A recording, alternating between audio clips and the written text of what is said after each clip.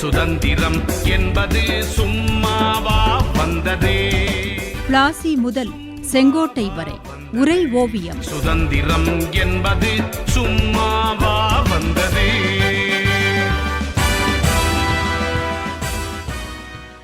காந்திஜி தேச அளவில் மேற்கொண்ட முதல் சத்தியாகிரக போராட்டம் அமைதி வழியில் இல்லாமல் வன்முறையிலா முடிந்தது தாயே? ஒரு வகையில் அப்படித்தான் ஆனது மகனே. அதனால் தன் போராட்ட வழிமுறை குறித்து மக்களுக்கு சரியாக புரியவில்லை என்றே நினைத்தான் காந்தி. அமைதியாக நடைபெற்ற போராட்டம் அரசாங்கத்தின் விவேகமற்ற போக்கால் வன்முறையில் முடிந்தது. காந்தியை அவசரமாக தில்லிக்கு வருமாறு சுவாமி ஸ்ரத்தானந்தர் அழைக்கவே ஏப்ரல் 7 தில்லி சென்றான் காந்தி. ஆனால் மதுராவில் போலீசாரால் தடுக்கப்பட்டான்.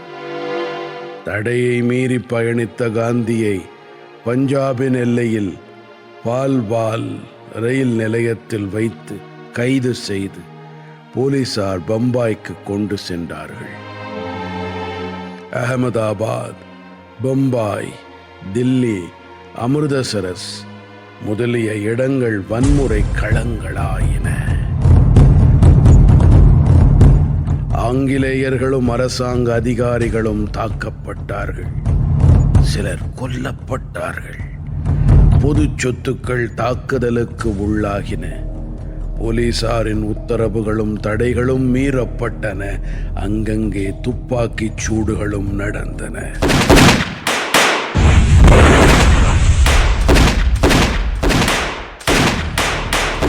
இராணுவ சட்டம் பிறப்பிக்கப்பட்டது. அப்போதுதான் காந்தி நடப்பியல் நிகழ்வுகளை உன்னிப்பாக கவனித்தான். தனது அகிம்சை ஆயுதத்தை சரியாக பயன்படுத்தக்கூடிய பயிற்சியையும் பக்குவத்தையும் மக்கள் இன்னும் பெறவில்லை என்பதை உணர்ந்தான். தான் இமாலய தவறு செய்துவிட்டதாக கருதிய காந்தி ரவுலட் சத்தியாகிரகத்தை நிறுத்தினான். அதாவது இந்த சத்தியாகிரகத்தை தொடங்கியது காங்கிரஸ் அல்ல, காந்தியே. தான் தொடங்கியதை தானே நிறுத்தினான். ஆனால் அரசாங்கமோ தன் அடக்குமுறையை நிறுத்தவில்லை. பஞ்சாபின் அமிர்தசரஸில் மக்கள் செல்வாக்கு மிக்க தலைவர்களாக விளங்கினார்கள். டாக்டர் சத்யபால், டாக்டர் சைபுதீன் கிச்லு ஆகியோர். இருவரையும் தனது பங்களாவுக்கு வரச் சொன்ன துணை கமிஷனர் அவர்களை கைது செய்து தரம்சாலா மலைநகருக்கு கொண்டு சென்றான். அவர்களை நாடு கடத்த உத்தரவிட்டான் லெப்டினன்ட் கர்னல். ஏற்கனவே ரவுலட் சட்டத்தாலும் காந்தி கைது செய்யப்பட்டதாலும் ஆவேசம் கொண்டிருந்த பஞ்சாப் மக்கள் தங்களது அபிமானம் மிக்க தலைவர்கள் நாடு கடத்தப்பட்டதால் சீற்றம் கொண்டார்கள், சீறி எழுந்தார்கள். துணை கமிஷனர் பங்களா நோக்கி ஊர்வலம் சென்றார்கள். அவர்கள் தடுத்து நிறுத்தப்பட்ட போது வன்முறை வெடித்தது. மக்கள் 25 பேர் சுட்டுக் கொல்லப்பட்டார்கள். பதிலுக்கு ராபின்சன் என்ற சரக்கு கிடங்கு காவலன் அடித்து கொல்லப்பட்டான். தந்தி கம்பங்கள், மின்சார கம்பிகள் அறுத்து எரியப்பட்டன. ரயில் பாலம் தகர்க்கப்பட்டது. வங்கிகள் தாக்குதலுக்கு உள்ளாகின. வங்கி அதிகாரிகளும் தாக்கப்பட்டார்கள். பொது கட்டிடங்கள் தீ வைத்து கொளுத்தப்பட்டன. அமிர்தசரஸ் வன்முறைகளால் பற்றி எரிந்தது.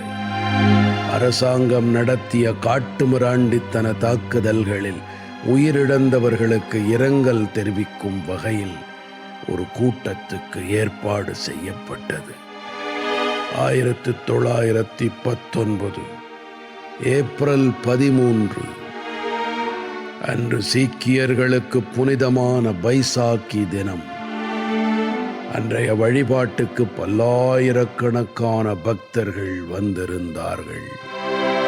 அன்று மாலை ஜலியான்வாலா பாக் என்ற மைதானத்தில் இரங்கல் கூட்டத்திற்கு ஏற்பாடு செய்திருந்தார்கள். ஒரே ஒரு குறுகிய நுழைவாயில் கொண்ட நீண்ட சதுரமான மைதானம். அதில் 20,000 பேர் கூடியிருந்தார்கள். மாலை 4:30 மணிக்கு கூட்டம் தொடங்கியது. ஆனால் பிரிகேடியர் ஜெனரல் ரெஜினால்ட் டயர் அங்கே கூட்டங்கள் நடத்த தடை விதித்திருந்தார். அன்று காலை போடப்பட்ட தடை உத்தரவு குறித்து கூட்டத்தில் கலந்து கொண்டவர்களுக்கு எதுவும் தெரியாது. ஆனால் தன் தடையை மீறி இத்தனை பேர் திரண்டு விட்டார்களே என்று கோபமடைந்தான் டயர்.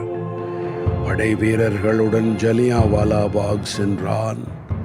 முன் அறிவிப்பு எதுவும் இல்லாமல் தோட்டாக்கள் தீரும் வரை கூட்டத்தினரை நோக்கி சுடுமாறு உத்தரவு பிறப்பித்தான் டயர்.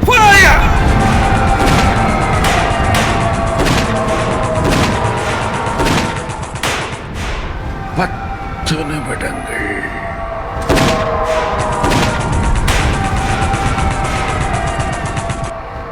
படை வீரர்கள் நிறுத்தாமல் தொடர்ந்து சுட்டார்கள்.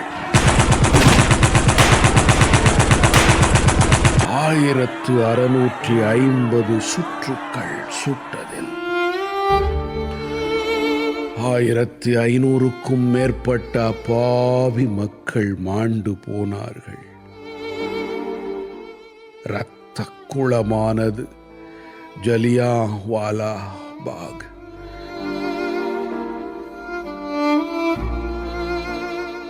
காயம்பட்ட மேலும் பலர் மரணித்தார்கள். இரங்கல் கூட்டத்துக்காகச் சென்றவர்கள் இறந்துபட்ட சோகம் அனைவரையும் வாட்டியது. ஜலியான்வாலா பாக் சம்பவம் என் சுதந்திர போராட்ட வரலாற்றில் பதிந்துவிட்ட இரத்தக்கரை படிந்த மாபெரும் சோகமான வரலாறு மகனே.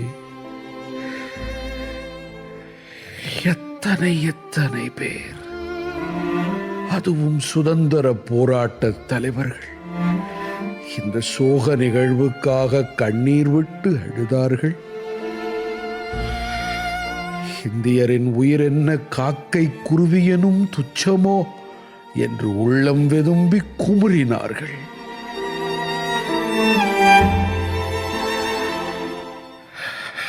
இந்த மாபெரும் சோகமும் கோபமும் தேசத்தை ஆட்கொண்ட போதும் அதையெல்லாம் கொஞ்சமும் கண்டுகொள்ளாமல் மேலும் மேலும் அருவருப்பான அடக்குமுறைகளை கட்டவிழ்த்து விட்டார்களே அந்த ஆங்கிலேய பேய்கள்.